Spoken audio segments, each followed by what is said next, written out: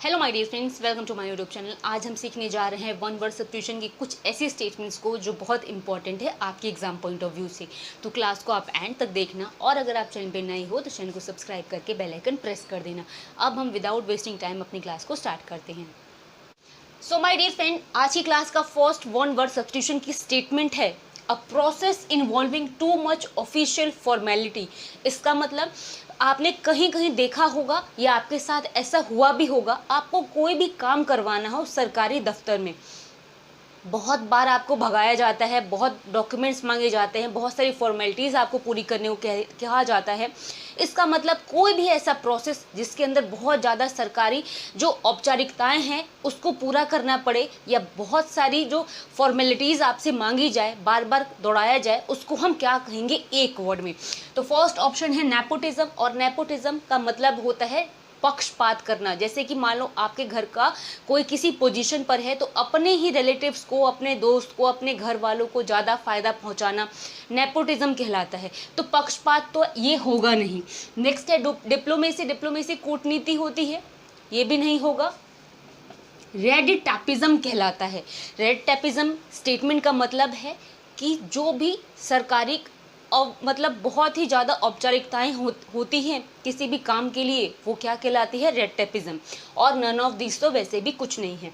Next है the short remaining end of a cigarette. अब ये स्टेटमेंट आपको क्या बताता है? जो सिगरेट जो लोग स्मोक करते हैं, स्मोक करने के बाद जो सिगरेट की छोटा सा पार्ट बच जाता है जलने के बाद, उसको क्या कहते हैं? तो ऑप्शन है स्टम्प, स्टब, रैग और स्क्रिप।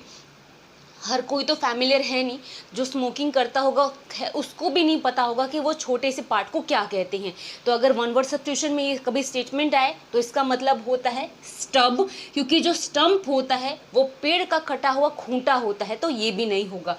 रैग होते हैं जो चिरकुट या चितड़े होते हैं, और स्क्रेप भी होता है बचे खुचे जो मतलब कटे फिटे से पार्ट होते हैं, वो होता है। तो वो क्या होता है? स्टब कहलाता है। नेक्स्ट स्टेटमेंट है गिफ्ट लेफ्ट बाय विल। जैसे आपने सुना होगा कि कई लोग अपनी इच्छा से अपने बच्चों को या कुछ छोड़ के जाते हैं, ठीक है।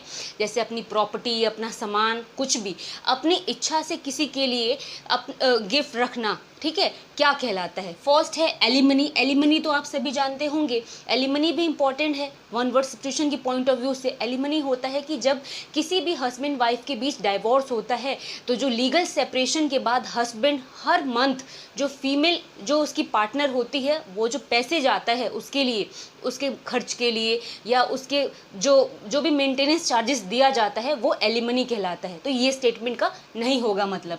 पेरीमनी भी नहीं होगा। लेगेसी कहा जाता है जो वसीयत या कोई भी गिफ्ट जो दिया जाता है अपनी इच्छा से, वो लेगेसी कहलाता है। और प्रॉपर्टी तो वैसे भी नहीं होगा, ठीक है। अगला है मर्डर ऑफ अ ब्रदर। ये स्टेटमेंट आता है जिसमें साइड साइड साइड CIDE ये आपका रूट वर्ड से बनने वाले बहुत सारे वन वर्ड सब्स्टिट्यूशन है। तो अगर मैं बात करूं जो भाई का खून करना, मर्डर ऑफ ब्रदर क्या कहलाता है?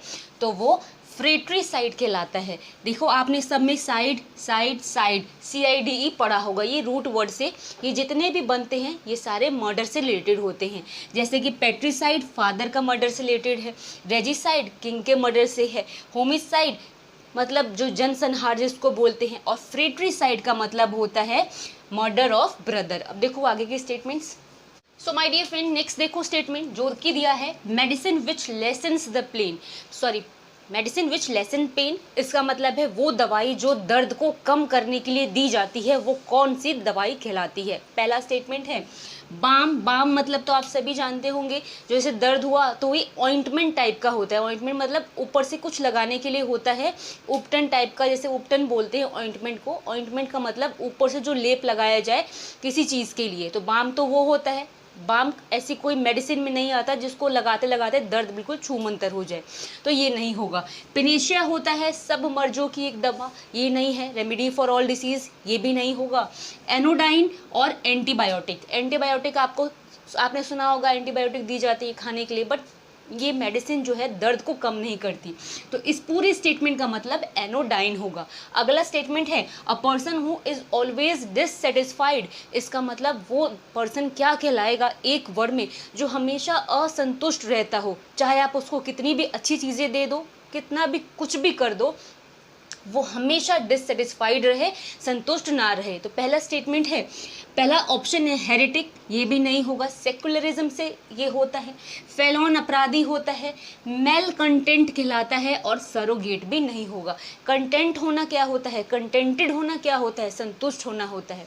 मेल कंटेंट, मेल हमेशा किसी भी वर्ड में अगर लग रहा है MEL तो ये वर्ड को नेगेटिव बनाता है, यानी इसका मतलब गलत सेंस में होता है। तो मेल कंटेंट का मतलब क्या हुआ, वो पर्सन जो हमेशा असंतुष्ट रहे।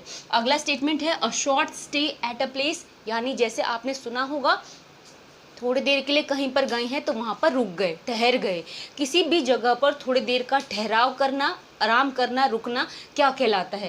पहला है हॉल्ट, हॉल्ट मतलब रुकावट, ये रोकना होता है। इंटरल्यूड भी नहीं होगा, ये भी इंटरल्यूड भी रुकावट बाधा से रिलेटेड है।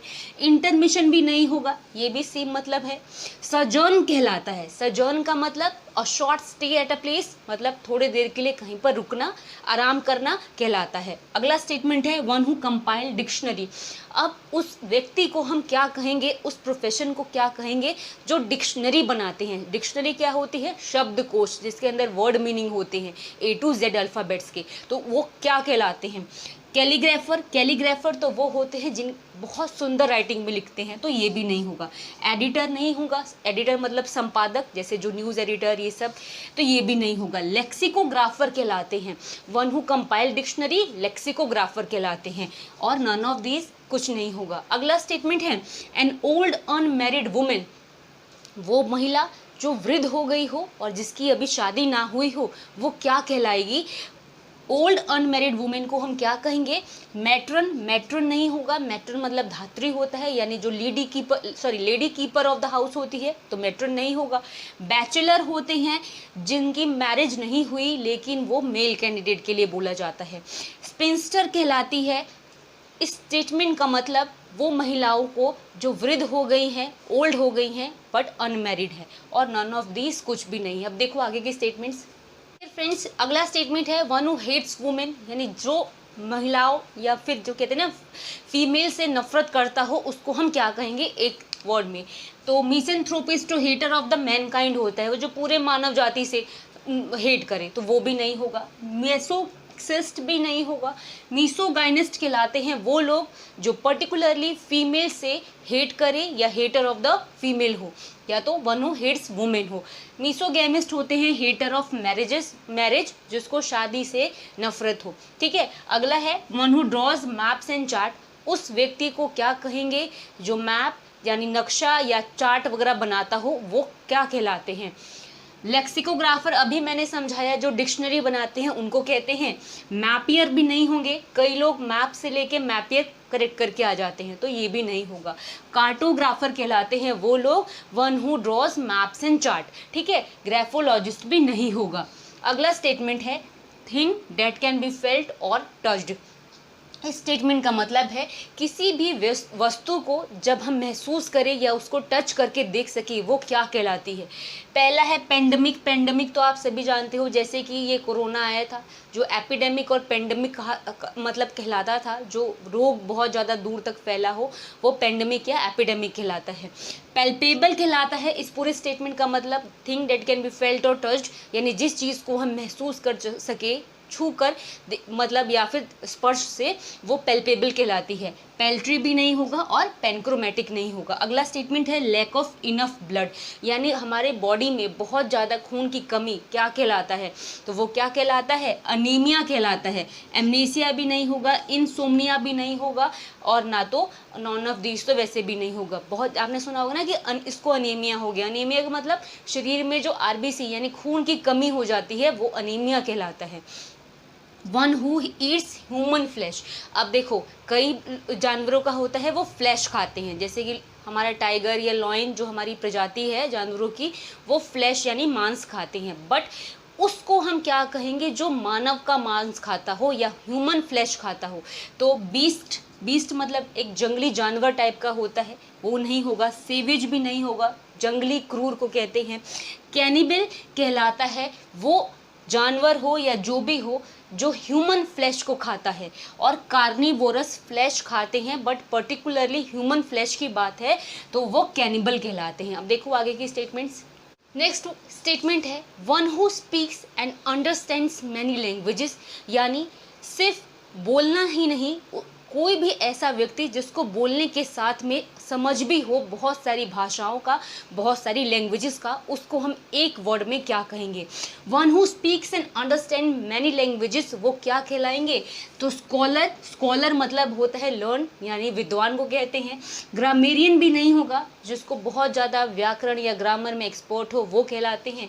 लिंग्विस्ट और पॉलीग्लॉट, इन दोनों में लोगों को कन्फ्यूज़न होता है। तो लिंग्विस्ट होते हैं वो लोग जो बहुत सारे भाषाएं जानते हैं बट बोल भी ले, समझ भी ले, वो पॉलीग्लॉट कहलाते हैं। ठीक है, अगला है a person who readily believes other, वो इंसान क्या कहलाएगा? जो किसी को भी बहुत आसानी से विश्वास कर ले।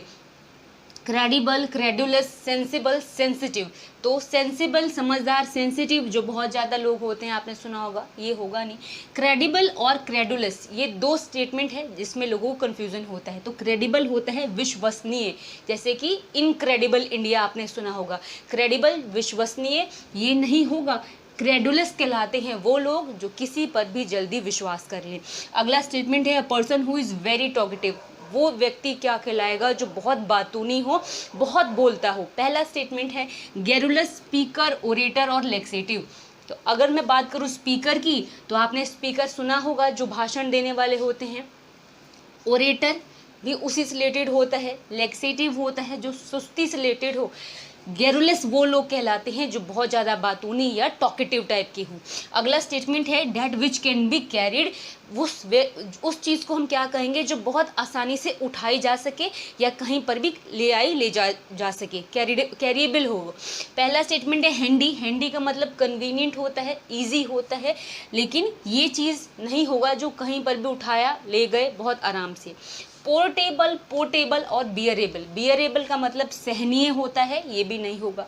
पोर्टेबल और पोर्टेबल ये दो वर्ड है जिसके अंदर सिर्फ आर का फर्क है, और यही आपको ध्यान देना है कि सिर्फ अगर POTABLE है, पोर्टेबल है, इसका मतलब ड्रिंक के योग्य है, ड्रिंकेबल होगा, तो ये भी नहीं होगा। और पोर्टेबल वो चीज़ें होती है जो आप आराम से कहीं पर भी ले आओ, कैरिएबल हो। ठीक है, सो माय डियर फ्रेंड, ये क्लास बहुत छोटी सी है बट इम्पॉर्टेंट थी। ये क्लास यहाँ पे फिनिश हो रही है। अगर आपको अच्छी लगी हो, समझ में आई हो, तो वीडियो को लाइक कर देना, और चैनल पे नए हो तो चैनल को सब्सक्राइब करके बेल आइकन प्रेस कर देना। अब हम मिलेंगे अपनी अगली क्लास में, तब तक के लिए थैंक्स फॉर वॉचिंग।